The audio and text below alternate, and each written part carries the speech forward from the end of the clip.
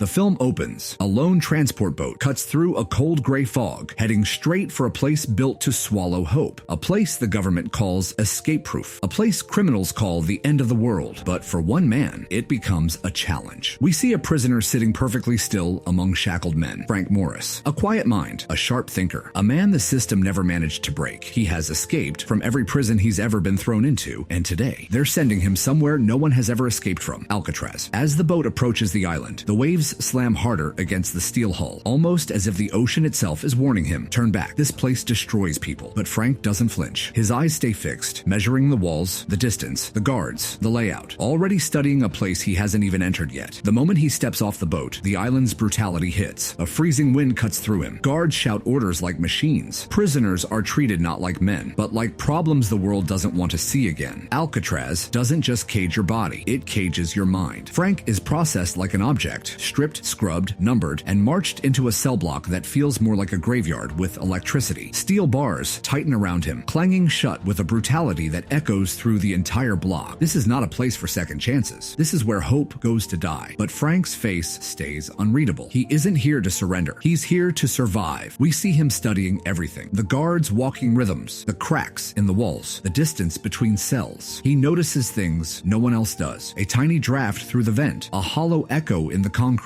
a weakness, a possibility. Even on his first night, Frank already sees that this island, this so-called perfect prison, has flaws, small ones, hidden ones, the kind only a man like him notices. As lights go out, we're left with the sound of waves crashing against the island, waves that have carried countless men here and never carried anyone back. But Frank Morris is not like the others, and Alcatraz is about to learn that even a perfect prison is never truly escape-proof. Morning arrives like a punishment. Guards slam their batons across metal bars, waking the entire block with violence instead of light. We see Frank quietly rise, never rushing, always thinking. Alcatraz forces men to react, but Frank analyzes. As he steps into the yard for the first time, the place feels less like a prison and more like a battlefield waiting to happen. Every inmate carries a past written in scars. Every guard walks like he owns a kingdom made of pain. But Frank doesn't seek trouble. He seeks opportunity. We see him scanning the yard, noticing how the guards look away for just a second when crossing certain corners. He notices how the wind moves differently near specific walls. He notices the cracks on the ground that shouldn't be there. Everything is information. Everything is a potential weakness. Frank meets a few inmates who have learned to exist in this place, including Litmus, a quiet, gentle soul who keeps to himself, and English, a man who watches Frank with curiosity rather than fear. But Alcatraz doesn't let friendships form easily. Every man here lives with suspicion as his only ally. Inside the mess hall, Frank moves through lines of inmates while guards watch with guns ready. One wrong look, one wrong step, and a man disappears from this island forever. Then we meet the warden, a man who doesn't break rules. He becomes the rules. Cold, precise, arrogant. He believes Alcatraz is flawless, and he enjoys proving it. When he meets Frank, he sees not a prisoner, but a problem. Someone too quiet, too intelligent, too controlled, someone dangerous. But Frank doesn't bow or stammer. He simply observes. If the warden is the brain of this island, Frank must learn how that brain thinks. Days pass, and Frank settles into the island's brutal rhythm. We see him exploring every inch of his cell with an engineer's patience. He taps the walls lightly. He listens. He waits. One day, he presses on the vent cover above the sink, and it shifts. Just a little. Barely noticeable, but enough. He scrapes a bit of plaster with a nail he found. The wall behind the vent is weaker than the rest. Salt, moisture, years of erosion. The island has begun to rot from the inside. Alcatraz is not perfect. It's injured, and injuries can be exploited. Frank doesn't smile, doesn't celebrate. He simply nods to himself and keeps scraping, inch by inch, making a hole no bigger than a coin. Slow progress, but progress. Each night, while the guards walk their rounds, Frank hides his tiny tools and sleeps on his left side, covering the vent with his body. But Frank isn't the only man with secrets. One afternoon, on the yard, Frank meets the Anglin brothers, John and Clarence, smart, resourceful, quiet like him. Men who don't accept cages. As Frank talks to them, a silent understanding forms. No promises, no plans, just recognition. These are men who could escape, men who want to escape, men who are willing to risk everything. Alcatraz is starting to feel its first tremble of danger, because when the right minds meet in the wrong place, something unstoppable begins. Frank returns to his cell that night, looks at the vent once more, and continues scraping. The hole grows, slowly, quiet, dangerously. This isn't just escape. This is war. A war against stone, metal, time, and a prison that believes it cannot be defeated. But Frank Morris is about to prove that even a place built to destroy hope can be broken from within. Night after night, while the rest of the cell block sinks into hopeless sleep, we see Frank working like a surgeon, cutting through bone. Slow, precise, silent. The vent hole grows from the size of a coin to the width of a hand. Behind it, darkness, empty space, the breathing lungs of Alcatraz itself. Frank finally squeezes through, and we follow him into a hidden world. A narrow utility corridor stretches above the cell block, filled with dust, rust, and the heavy smell of old machinery. This is the spine of the prison, a place prisoners were never meant to see. It's filthy, cramped, dangerous, but it is also a path. Frank studies every inch, memorizing the layout like a man reading a map no one else knows exists. He counts the feet between pipes. He listens for guard footsteps. He tests the structural weaknesses. The island thinks it controls him, but knowledge is control, and Frank is learning everything. He knows he can't do this alone. So one afternoon, he quietly approaches the Anglin brothers. There are no promises spoken, only a subtle exchange of looks that says enough. John and Clarence begin testing their own wall vents. We see the realization dawn on their faces. Their walls are weak too. Now the plan grows. Frank, John, Clarence, three disciplined minds, begin working in sync without ever officially joining hands. They scrape, carve, chip, hide, and wait. Each man shapes a hole behind his sink, feeding the growing plan like ants building tunnels under the feet of giants. Meanwhile, Frank seeks help from another inmate, a man known as Charlie Butts, awkward but desperate for purpose. Frank assesses him quietly. He might be useful, or he might be dead weight. Still, every escape needs bodies, and Charlie wants it. The next step is genius. They must fool the guards during night checks, so they begin creating dummy heads out of soap, toilet paper, and paint stolen from an inmate artist. Slowly, eerily, fake human heads emerge, complete with real hair, clipped from the barbershop floor. They place them on their pillows at night, shaping blankets to mimic sleeping bodies. If a guard glances in the dark, the illusion must hold, and if it fails, the entire plan dies. But escape is never only about breaking walls, it's about staying unnoticed. So, Frank plays the long game. He keeps a clean record, he avoids fights, he obeys rules just enough to avoid suspicion. He lets the warden believe he is just another prisoner, learning discipline. But inside, Frank is calculated. One day, the warden enters Frank's cell and notices the strange absence of something. Frank owns nothing personal, no photos, no letters, nothing that ties him to the outside world. To the warden, this makes him forgettable. To Frank, it makes him dangerous, because men with nothing to lose are impossible to control. We see Frank return to the utility corridor again, this time with purpose. He maps a route toward the roof, the only exit possible. Every inch of the climb must be timed, every noise carefully measured. The cracks behind the walls widen. The dummies become more realistic. The brothers synchronize their efforts like a quiet orchestra of defiance. The escape has officially begun, long before a single guard even suspects it. And Alcatraz